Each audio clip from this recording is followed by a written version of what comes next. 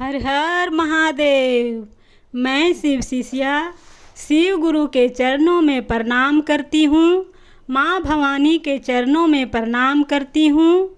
हरेंद्र भैया सहित नीलम दीदी के चरणों में प्रणाम करती हूँ। सभी गुरु भाई बहनों के चरणों में प्रणाम करती हूँ। मेरा प्रणाम स्वीकार हो। मैं एक भजन सुनाने जा रही हूँ।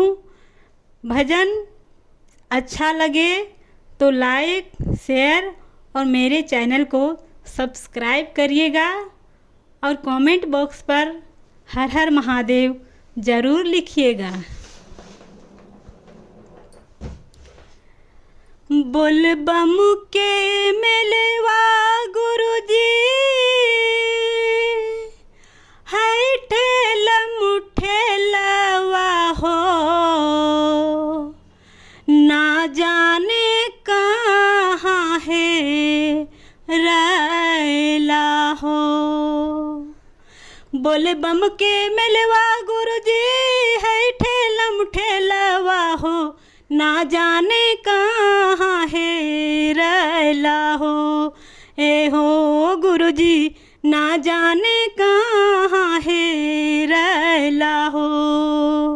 बोले बम के मिलवा गुरुजी है ठेलम ठेलवा हो, ना जाने कहाँ है रैला हो।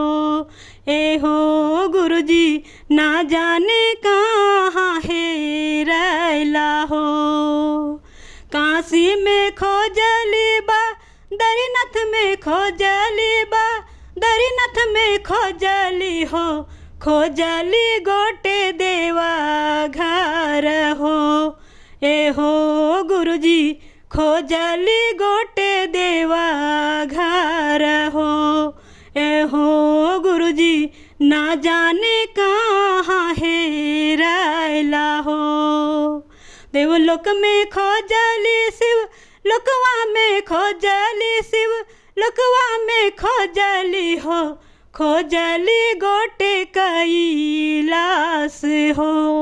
ए हो गुरुजी खोजली गोटे कैलाश हो।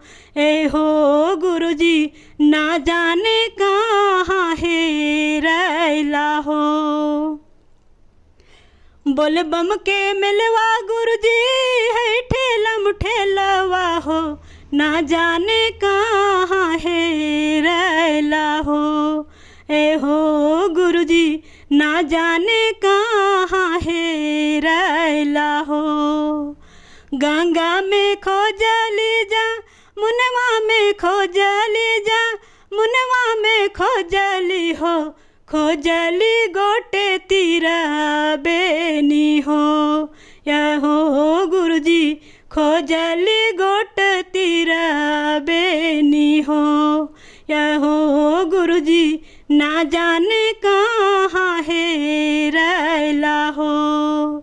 दया में खोजली चा, रचवा में खोजली चा, रचवा में खोजली हो, पावली ना मनावा में हो। यह हो गुरुजी पावली ना मनावा में हो। बोले बम के मिलवा गुरुजी है ठेलम ठेलवा हो, ना जाने कहाँ है रैला हो। यह हो गुरुजी ना जाने कहाँ है रैला हो। यह हो गुरुजी ना जाने कहाँ है